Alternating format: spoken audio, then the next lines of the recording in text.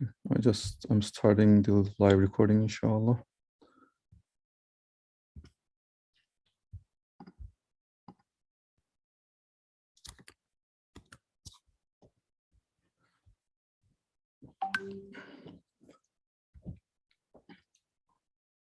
Euzu billahi mineşşeytanirracim. Bismillahirrahmanirrahim. Esselatu vesselamu ala Resulina Muhammedin ve ala alihi ve sahbihi ecmaîn. Assalamu alaikum, everyone. As you know, the month of Ramadan is almost here, so to better prepare ourselves spiritually and mentally, it's always good to remember the importance of Ramadan, the wisdoms of it, and the fruits of it. Because of that, for this week and upcoming few weeks, we decided to read a chapter from the Risale-i Nur collection on this very subject. Specifically, it is the 29th letter, second station from the book Letters, inshallah. As our speakers, we have Brother Colin Turner from the UK and Brother Nejati Aydin from Saudi Arabia joining us. Welcome, brothers. And my name is Mohammed Furkan, joining from Connecticut, United States, and I'll be moderating the session today, inshallah.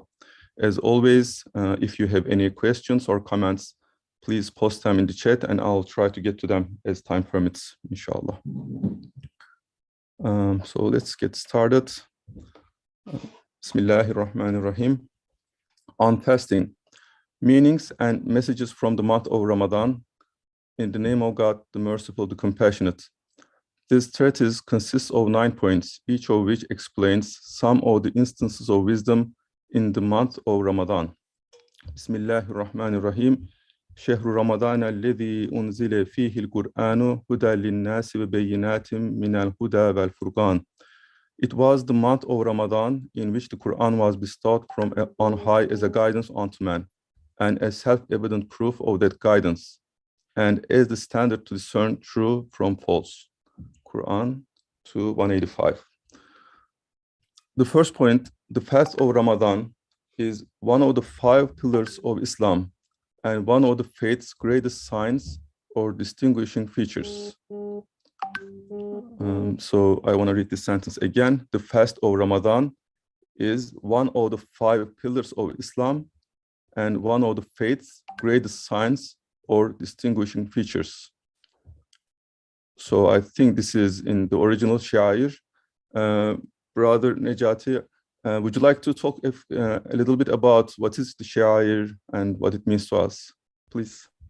I think, Shair, it's a certain thing that's clearly revealed, so the identity of individuals as a Muslim in this regard. Islamic Shair means that there are signs of Islam. So like Adhan is a Shair, that when you see and hear Adhan, that you know that places are, there are Muslims there. So in this case, fasting is one of Shair, so which basically means though it's not limited to Islam, but I think fasting as Muslims do, it's quite unique. I don't know, it's like, I think some Jew might have a similar one, but fasting in Christianity is not exactly like Muslim do.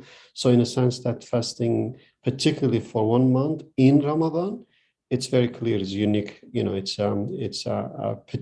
a unique sign of Islam or being Muslim. That's what Shair mean, I think.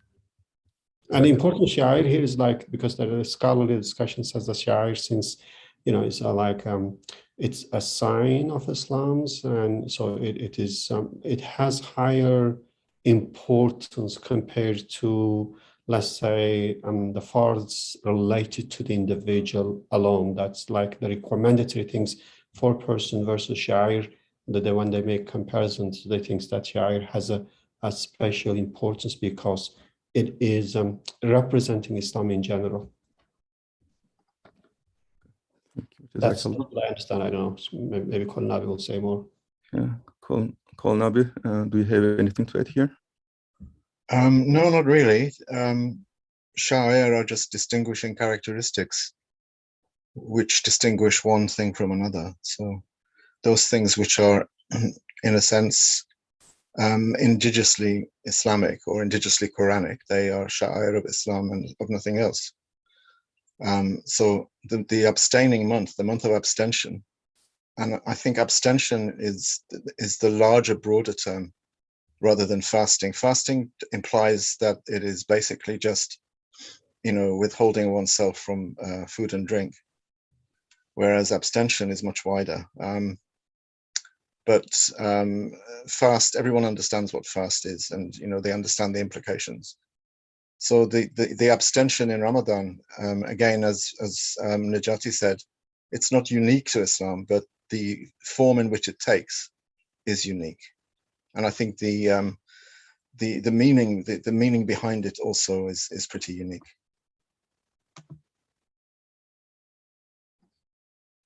Jazakallah. Okay, so I'll continue. The fast of Ramadan is one of the 5 pillars of Islam and one of the faith's greatest signs or distinguishing features. There are numerous wise purposes in the Ramadan fast. These wisdoms pertain both to Allah's dominicality rububiyyah and to man's personal and social life. They are also linked to the training of the lower self known as tazkiyah and to the gratitude felt for all of the bounties given by Allah. So here it counted 4 purposes, wisdoms. One of them, the first one is about Allah's dominicality, rububiyyah. The second is to man's personal and social life. Also, we can say there are 2 separate wisdoms here. And the third is to training the lower self known as tazkiyah, and to the gratitude felt for all of the bounties given by Allah. So inshallah, it's gonna explain here one by one what these wisdoms are and how we can better understand them. One of the many wise purposes of fasting in Ramadan is as follows.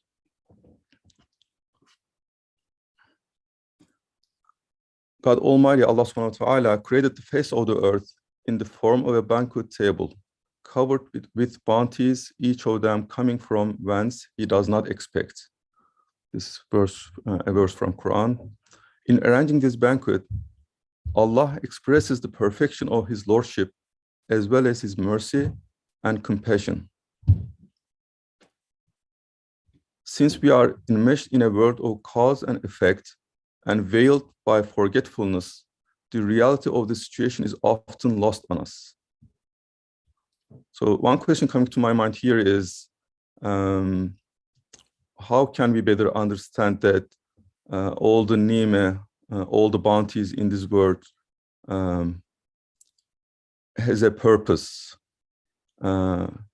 So they are given to us for some reason. Brother Najati, can we start with you, please? I think again, when I look at the first one is, first of all, what you really, it's really interesting when we reflect on this piece. The first question I got it is like, why the very, first or the most important wisdom is rububiyyah, in a sense that, what does it mean? And so I think that's, you even go back to the question of like, why Allah wants us to really abstain, from eating, drinking, and other things that is quite difficult to our nafs. So why does he, want us to go through such, in a way, let's say, suffering or painful experience? I mean, to a certain extent, particularly, let's say, you stay away from eating and drinking for sometime 24 hours, and if you live in a hot place, so you can really feel the pain of, abstention in this case. So I think that it seems like what in this part, what Nursi is saying, the very first wisdom behind that, the reason that fasting is ordained on us, is to understand the rububiyyah.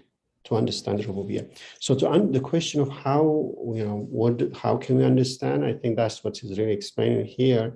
What really attracted my attention here is forgetfulness. Now, what do we forget? And it seems like, Ramadan is a fasting is really ordained for us to remember something, to gain a conscious of something, be aware of something, that we forget it. So what we forget it here is that we forget that who is our creator, who sustains us from moment to moment, who opens, a generous, table of bounties for us every day. So it seems like we forget them. And this question of forgetfulness really, I think first I came across this when I was reading Heidegger.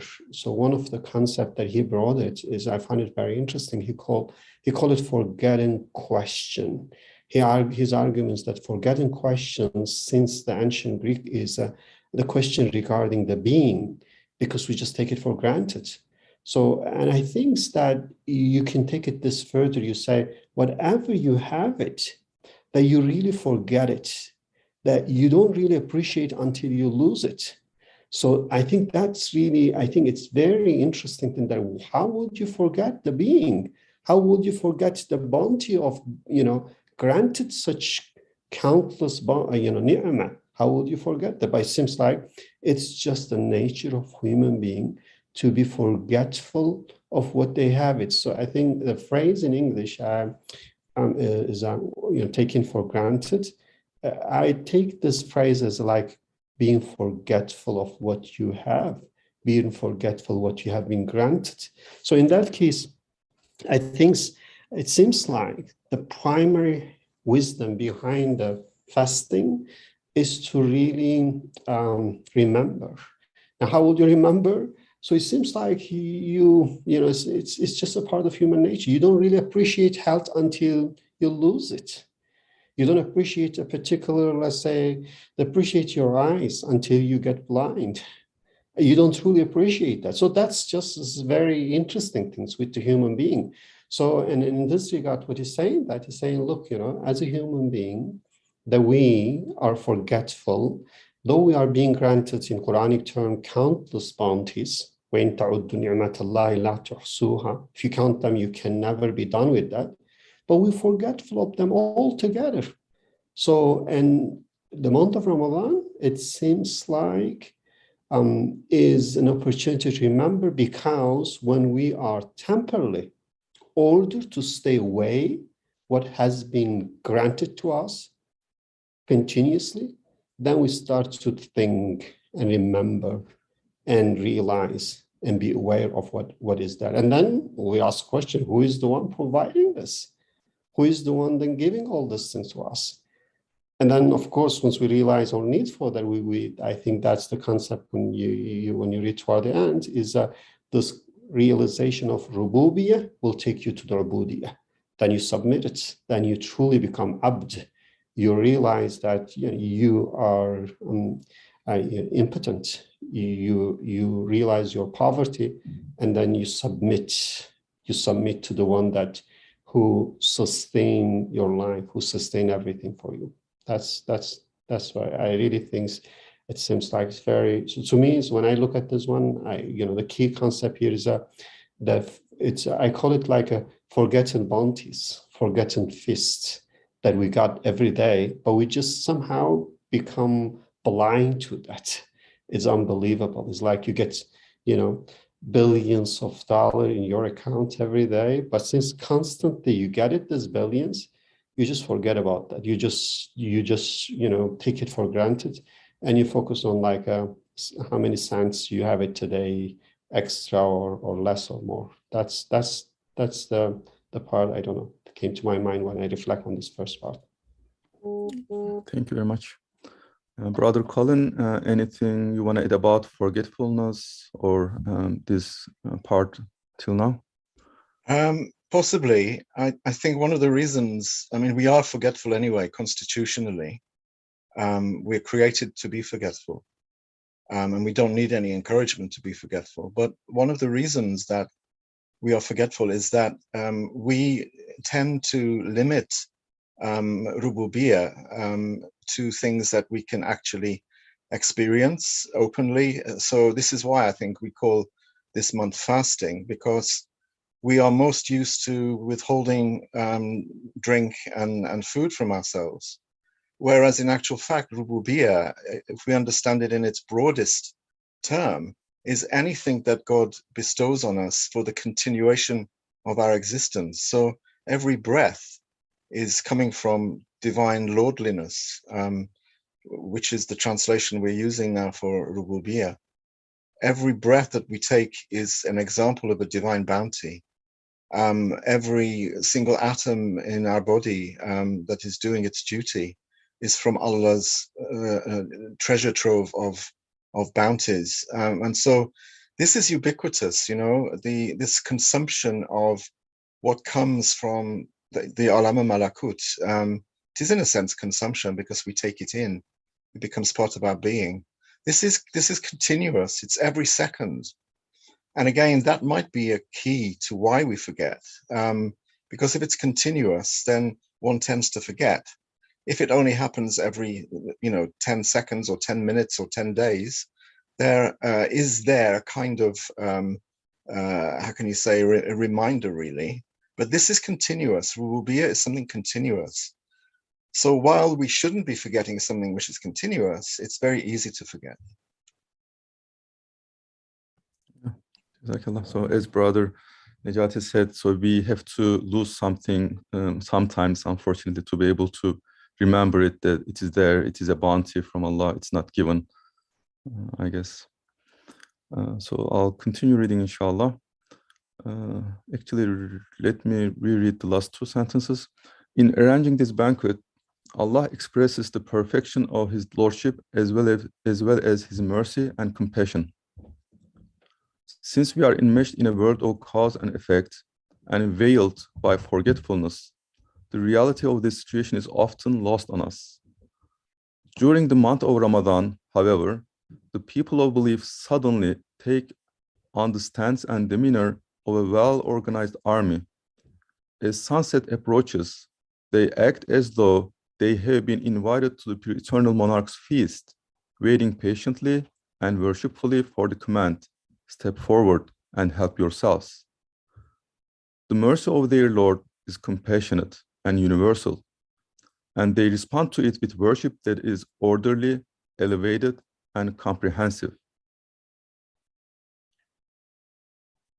The mercy of their Lord is compassionate and universal, and they respond to it with worship that is orderly, elevated, and comprehensive.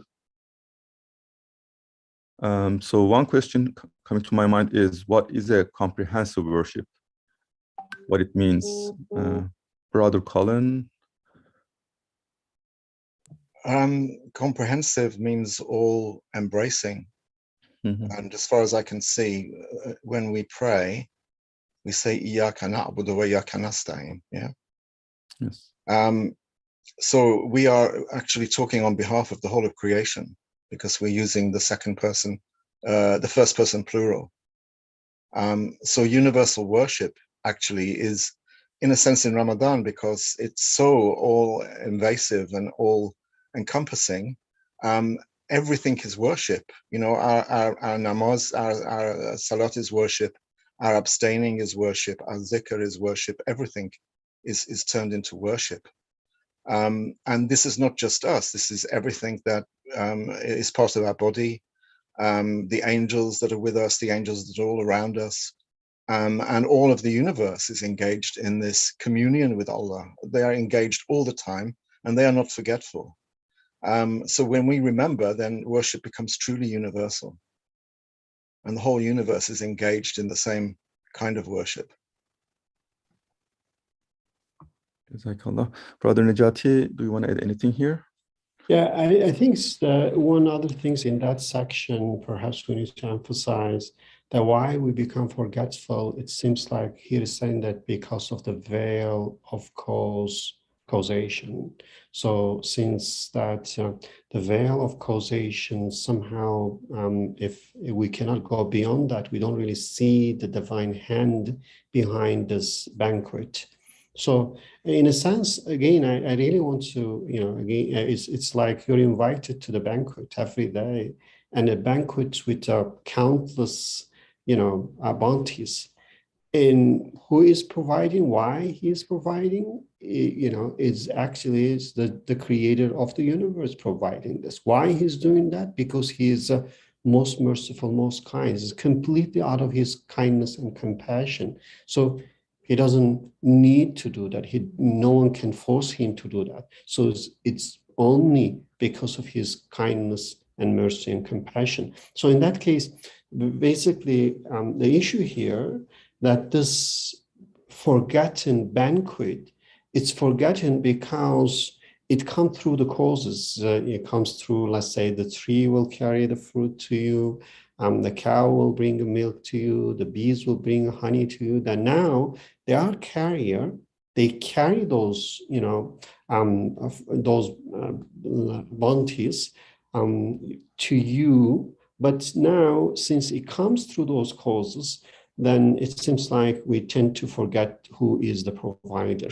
We start to think as if those carrier are actually the maker, are the owner of those bounties. So that's, I think, this is very interesting one. If you remember in the Quran, when it talks about the story of, for the story of Moses alayhi salam, when, this table came out directly from the heaven every day, twice. So of course, I guess first time when they get the table coming from the heaven, I'm sure they were shocked, But it's interesting, after a while, they get used to even this type of, direct bounties. And they start to complain and say, oh, we wanted this and wanted this as well, as if like, this is just an ordinary table. I think in a sense that it seems like it doesn't matter where the table come from, the skies, or come from the cows and camels and the trees and bees. So once we, after a while that we get used to and start to just be forgetful of the true source of the bounties.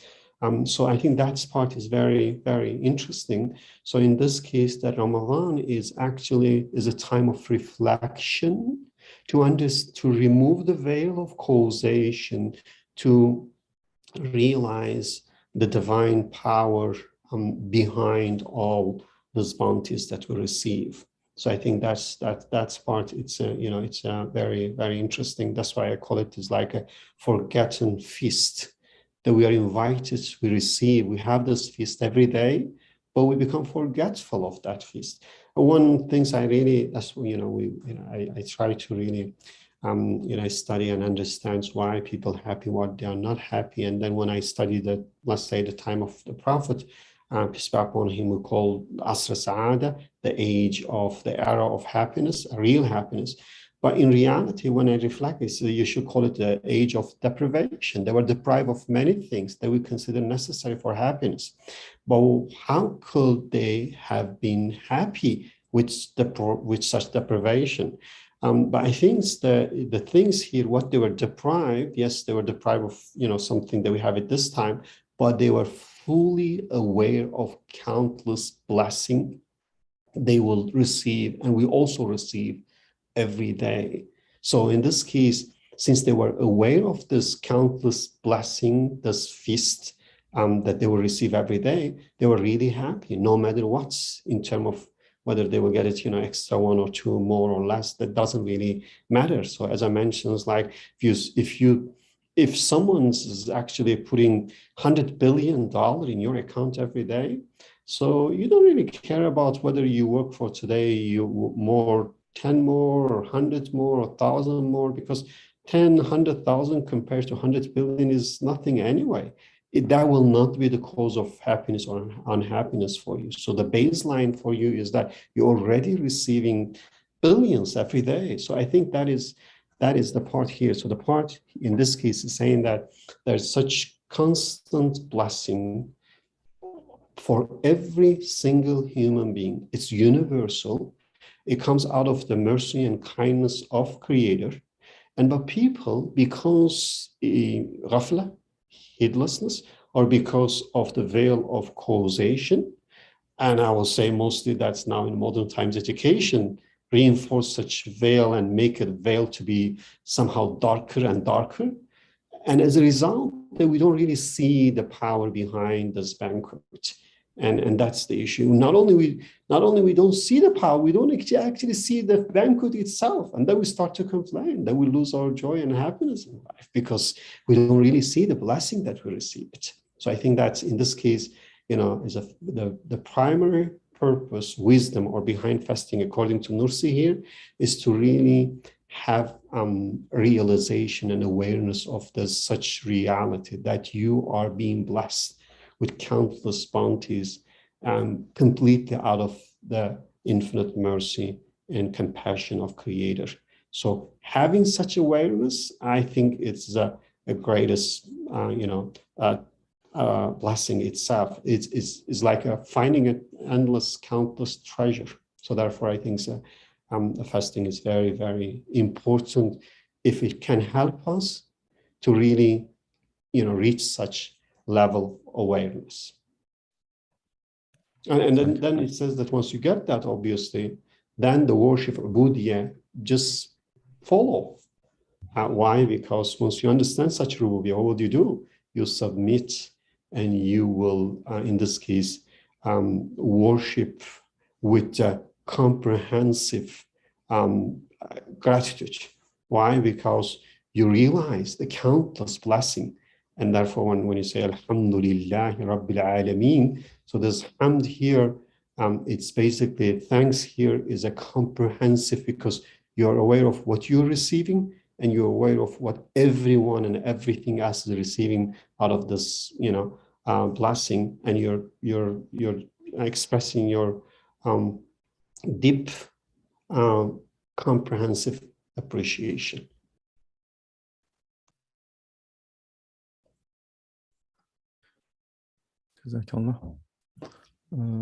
So let me read that last sentence again. The mercy of their Lord is compassionate and universal, and they respond to it with worship that is orderly, elevated, and comprehensive. Do you think that those who don't worship in this way and who are unwilling to participate in such a feast deserve to be called human? So this is also interesting. Normally, Bediüzzaman Said Nursi doesn't use, let's say, harsh language, but I think there is a reason why he used this. Any thoughts on this? Deserve to be called human. Brother Colin, anything coming to your mind? I think that the pinnacle of humanity comes with the highest point of submission. So the more submitted we are as beings, and the more faithful we are to the precepts of the amana, then the more human we truly become. And there are so many levels on which Ramadan and the abstentions of Ramadan contribute to the elevation of human being from basically half animal, half angel, to someone who is way above the angels in every sense of the word. So when we are faithful to this amana, the more faithful we are, the more human we are. I don't think that this is if we say, are the people who don't fast inhuman?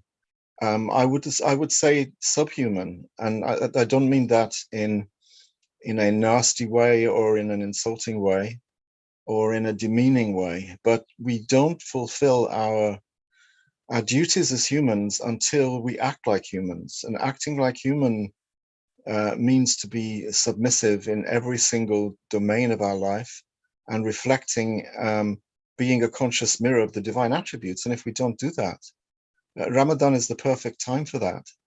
As I said, on many, many levels, we are, in a sense, moving away from our gross animality.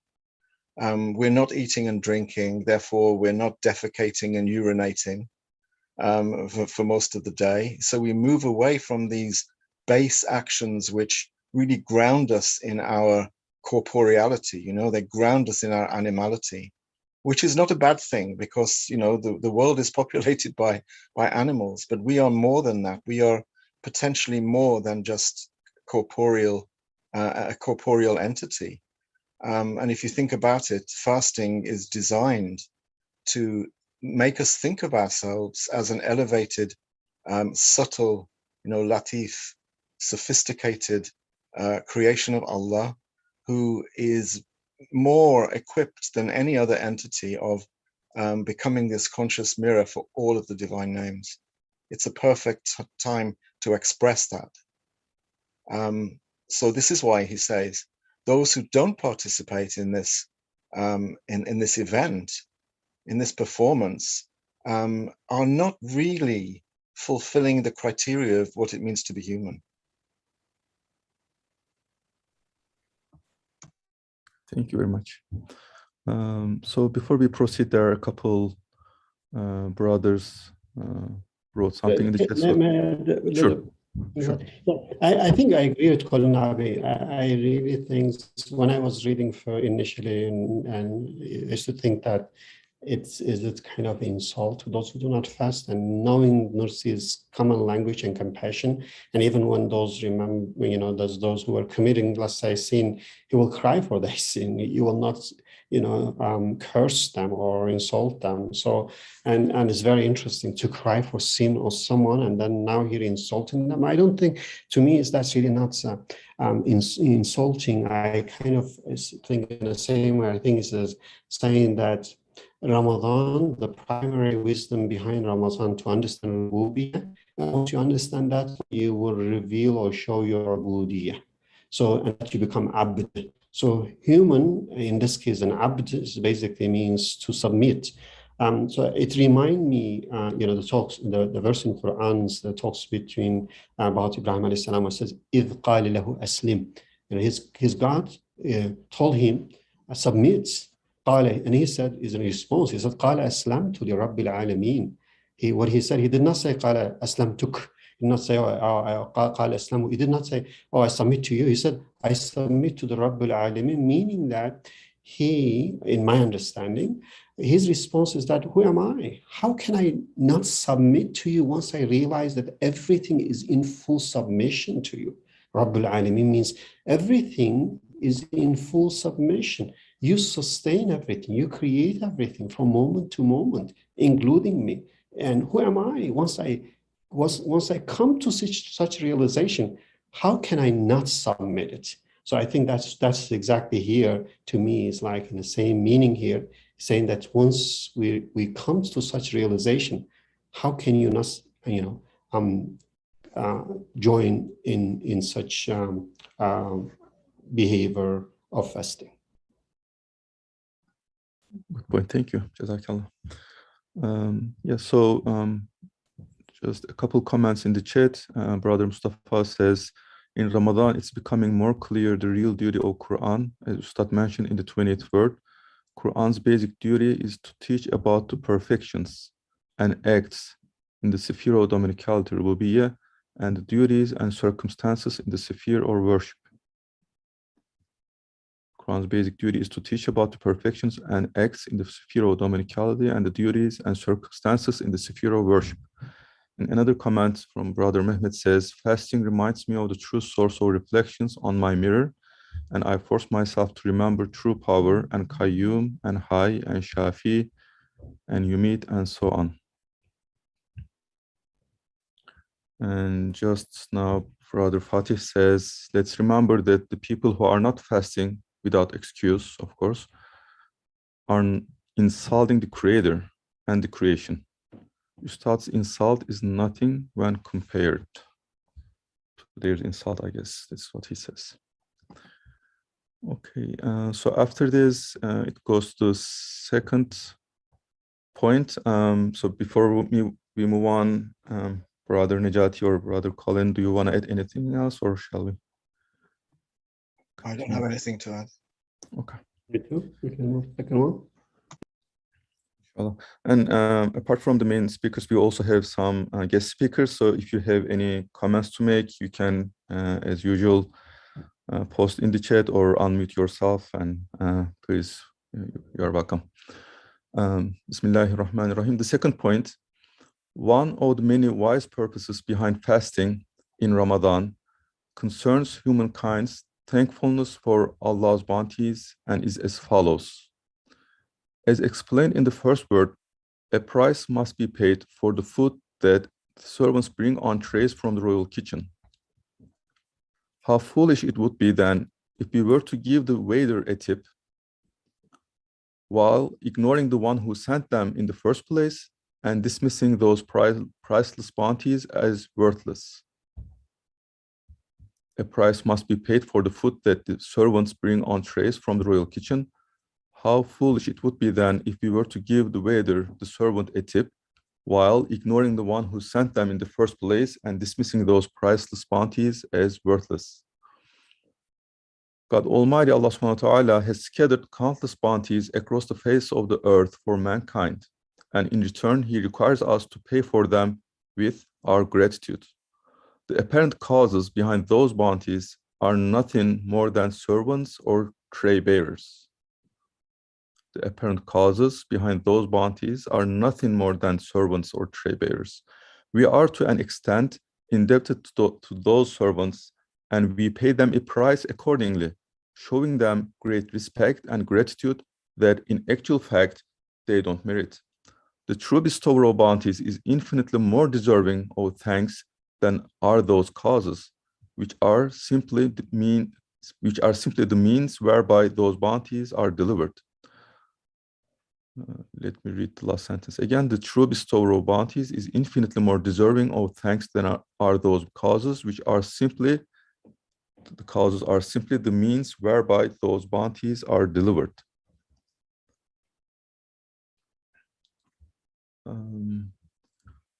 So, any comments up to here, Brother Nejati? Any thoughts? Maybe we read to the end, then we can come revisit and make, because they're linked to each other. Therefore, sure, inshallah. To thank Him then is to recognize that those bounties come from Him directly. To thank Him is to appreciate their worth and to acknowledge our own need for them. So thanking the Creator, Allah subhanahu wa ta'ala, means kind of three things here, or requires three steps. First is to recognize that those bounties come from Him directly, and to appreciate their worth, the bounty's worth, and to acknowledge our own need for them. Fasting in Ramadan is thus the key to true, sincere, comprehensive, and universal gratitude. This is because at other times of the year, most people who are relatively well off don't realize the value of the bounties they receive, since they don't experience real hunger or true need. Those whose stomachs are full, especially if they are rich, don't understand the bounty there is in a single piece of dry bread. When the time to break the fast arrives, however, a believer's taste buds testify that dry bread is one of Allah's most precious and valuable bounties. During Ramadan, everyone, from king to beggar, expresses a kind of gratitude through understanding the true worth of those bounties. Moreover, since eating is forbidden during daylight hours, those who have fasted will say, "These bounties do not belong to me. I'm not free to eat them, since they belong to another and have given to us as gifts. I will therefore wait for his command." They will recognize the bounty as a bounty, and they will give thanks accordingly. Fasting is in many respects like a key to gratitude, which is one of humankind's fundamental duties. So if we go back to the third paragraph here,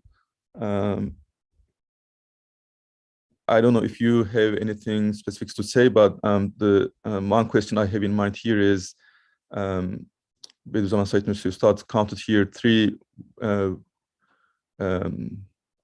steps to be thankful, I guess. So maybe I can start with that, unless you have anything else also to add. What do you think from here? What do you understand from here, Brother Nejati? Yeah, but I think that this is it's in this part is very much linked to the first wisdom. So the first wisdom was all about coming to realization and recognition of the countless bounties that we receive. And then once we have such a realization and understanding, then in the second step, then we basically we offer our gratitude. So, but to offer our gratitude, then in this, we need to go through certain steps. That's what you're talking, the 3 steps. That's it seems like that's really helping us to have pure, sincere, comprehensive gratitude. So which means, if it, when you say thank you, but a different way of really expressing thank you. So this thank you that we will say in month of Ramadan, when we're fasting, it seems like that's very sincere, comes from the heart. Why? And that's because of those 3 reasons. First is saying that basically we need to know who is the provider, who is the owner, which means that we need to reflect and recognize that the cause are just a veil and the true provider is God. So the reason that when we are abstained from let's say the food, that one message to us is that, the owner of all of them is God. So in that case, the more we reflect and the more we understand, the more we remove the veil of causation and overcome the heedlessness and see the merciful hand behind all those bounties, then the more likely we will be thankful to him directly. So that's the first condition, meaning the first condition is to really overcome the veil of causation, to understand that he is the one providing, directly sending this gift to us. That's the one. The second one, then it says that even when you get this gift, so then you need to see the value of it. You can get a gift of $10, $100, $1,000, $10,000, $1 million, $1 billion, obviously is not same.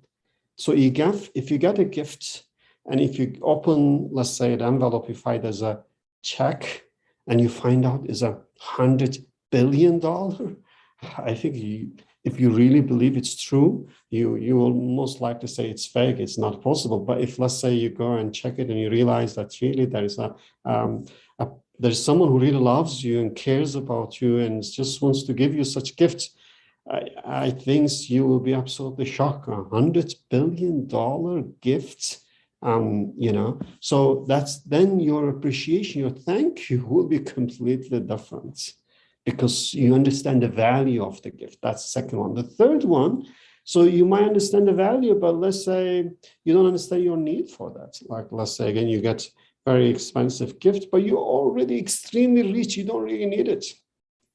So then you might not really appreciate that.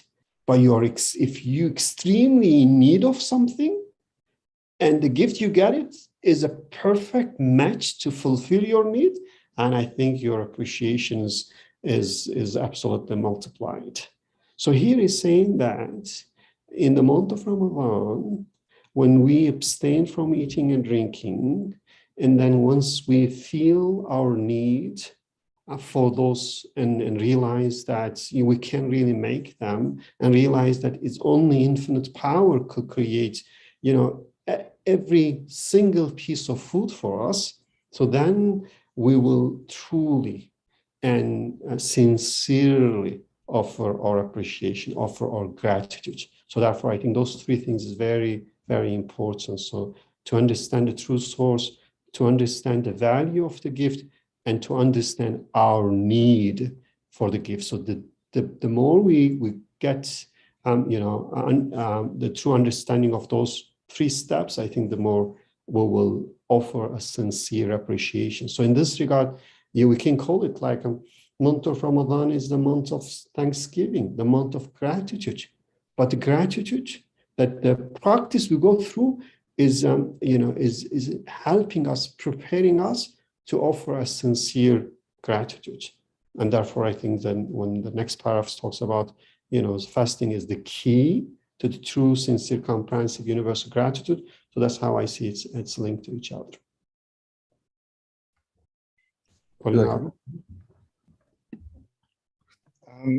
Yeah, I think that Najati, you gave the key word there, the key sentence to the whole of tonight's session, and that is feeling the need. It's very easy for me to thank someone for bringing me a cup of tea when I'm sitting in a restaurant, or bringing me a nice meal in someone's house. Thanks are easy nominally, but to feel the need, and most of us don't feel our need. You know, to feel the need is to realize that we are existentially poor and impotent, that we own nothing and that we are nothing. And again, that's easy to say on paper.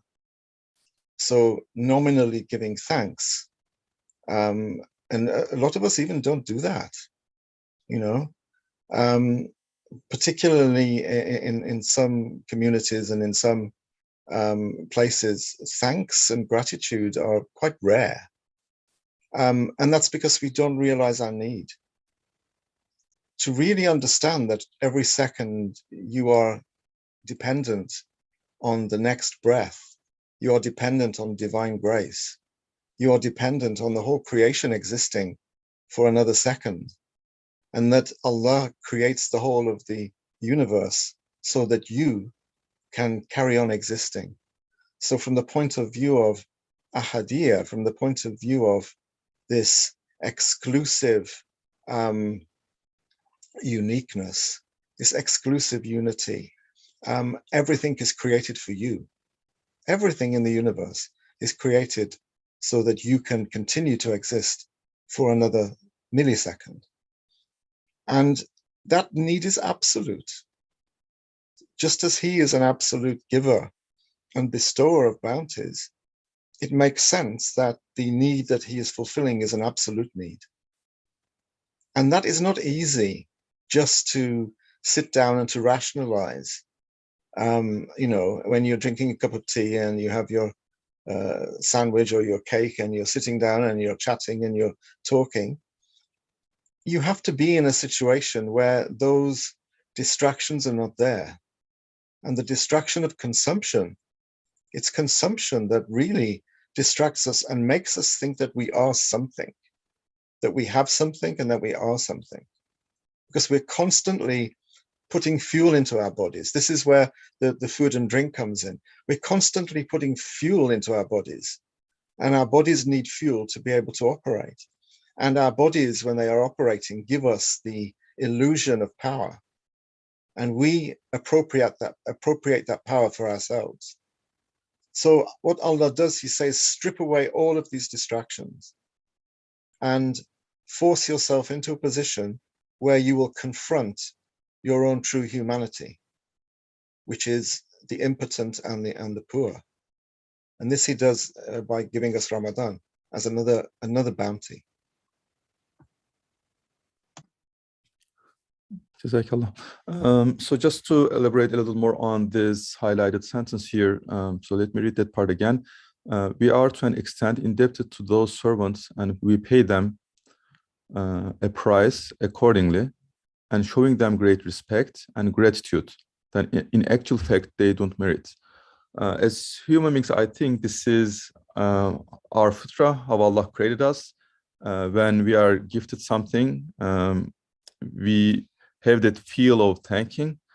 So in this case, in Allah subhanahu wa ta'ala, even though he is the true, he's the one truly giving us those bounties, those gifts, we are thanking him either at all or maybe not properly, even though we have it in our fitrah. So why, what might be the cause for this? So is that the forgetfulness we mentioned in the prior point, or anything else comes to mind, Brother Colin? Repeat that. Sorry. Yeah, sure. So the highlighted sentence here says that we pay, even though we pay a price for the stuff we, let's say, get by whatever, even though we paid that, still we show respect and have the gratitude and thank them. And that is in our fitrah, in our nature. Allah created in that way. Even that is the case, even though that is the case, sometimes either we don't thank Allah at all, or maybe we don't thank him properly. So my question was, even though that is in our nature, we don't do it in the right way? Is that because of the forgetfulness we read in the prior section, or was there more to it? Well, if you're talking about the pay them a price accordingly, showing them great respect and gratitude that they do not merit, which is what I thought you were highlighting. That's because there's a very thin line between shirk and true belief, and either we pay too much attention to causes or we ignore them. So you have to tread a fine line, because Allah says that we have to have recourse to causes. In other words, we have to see causes for what they really are. Now, if we ignore them, then we ignore divine wisdom.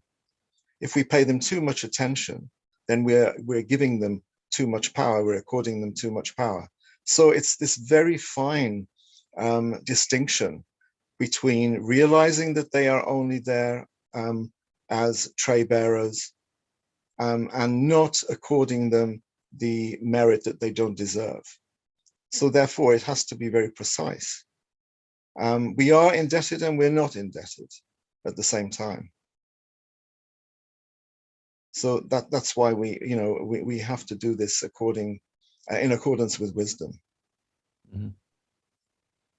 And yeah, Brother Nejat, go ahead, please. I think, yeah, that's, if I can add it, I think this is it could be for two reasons, as I mentioned. Maybe, we don't even see there is a gift. That's one thing. Second, even when we see, we don't understand the value of gift. And think in this way, imagine, let's say a poor student, you walk into school or using the public transportation and having difficulty. Then now you send a brand new BMW as a gift. Now, tell me, will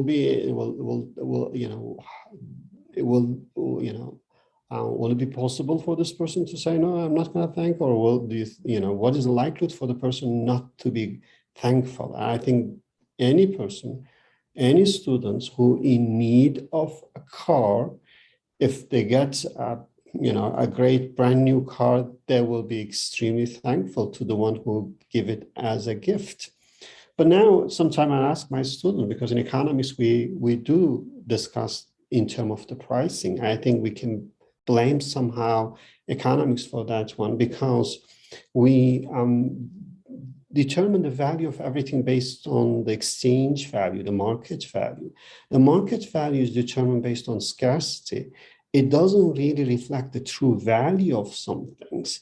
Now, I ask my student when I teach, I say, if you truly thinks the actual value of a single banana and BMW, as an economist, if you have to build, and make a banana from scratch, which one will be more valuable? From economic point of view, no doubt, a single banana will be valuable than all BMW cars. The reason, because economists will say the price of something can't be less than the cost of production. So if we have to build a single banana from scratch, from atoms, and it's going to cost us billions of dollars if we can ever succeed, we can't do it actually. So therefore, it's really the problem here that we don't truly value when we get it, because we think they are just, what is the price? So the exchange value in the market is very little. Why? Because it's sent to us in abundance. So therefore, I think when the Quran says, so in a sense, that basically is telling us, look, who give you all this bounty? And it's really interesting that despite that we have been given certain, let's say, appearance power to do something, but we never gain power to make even a single piece of food for ourselves. We can only mix what is given to us through plants and animals, but we can't just make it. It's if let's say we really are asked to go and make our own food from atoms, we're going to die, we're going to starve, which basically it's very clear that we need such food, we need such fuel, as Kolnabi mentioned, but we can't make it. So therefore, I think the concept of both ajz and faqr here is really important. So ajz in the sense that we are impotent, But and faqr here is really is our poverty. That's we are in need of all these things, but we cannot make it. We don't have power to make it. So I think the reason that we do not truly appreciate, because we think as if we have a power, we can make it, we take it for granted, and then because we don't truly value those bounties, because in a market society, the value of everything is determined based on the exchange value. And oxygen is free, therefore we think it doesn't have any value. But in reality, in terms of the need fulfillment, nothing is more valuable than oxygen for us. So I think that is, so therefore the month of Ramadan, in a way, that is a month of reflection, that we sit down and we go through the process, because when we get hungry, that we, now we have to think of this bounties, this food, this drink, and that's helped us to come to the realization. So it's not like as a test that whether we can endure or not. I think that is not really the point. I was like, it was in the news, maybe some of you read it as well, a few days ago. There was two boys who got lost in the forest in Amazon for 26 days. They were like, I think 7, 8 years old. They survived without food. So it's not like we cannot survive 24 hours without food. I think that's not the test. The test is that when we go through this process, that we're supposed to really reflect and come to certain realization. And I think that's one point here, is to feel our need, to feel our impotence, and then as a result, to offer a sincere, comprehensive appreciation and gratitude. Could I add something there? Please. It's all of that I would agree with. The only thing is, we mustn't kid ourselves. We mustn't delude ourselves into thinking that, okay, there are certain things that we can do, such as we can make a BMW, and we can set up factories and we can mass produce them, but we can't produce a banana from scratch, from nothing. But in actual fact, we can't produce a BMW either, because the power that is given to us to on the surface to put together, pieces of metal and screw them together, and we say we're making a BMW, we don't even have the power to do that. And I think a lot of people think in terms of, well, we give thanks to Allah for all of the things that He gives us. But there are lots of things that we can do as human beings, the powers that we have. But we don't have any power, not to make a BMW, not to make a banana. So a BMW is no different to a banana, really. And we have to make thanks for the BMW that we appear to be putting together with our own ingenuity and our own prowess. But we don't have ingenuity and we don't have prowess. These are things which are all given. So I think we need to be a little bit careful. We tend to think in terms of, there are a series of things which we can do and a series of things which we can't do. But in actual fact, we can't do anything.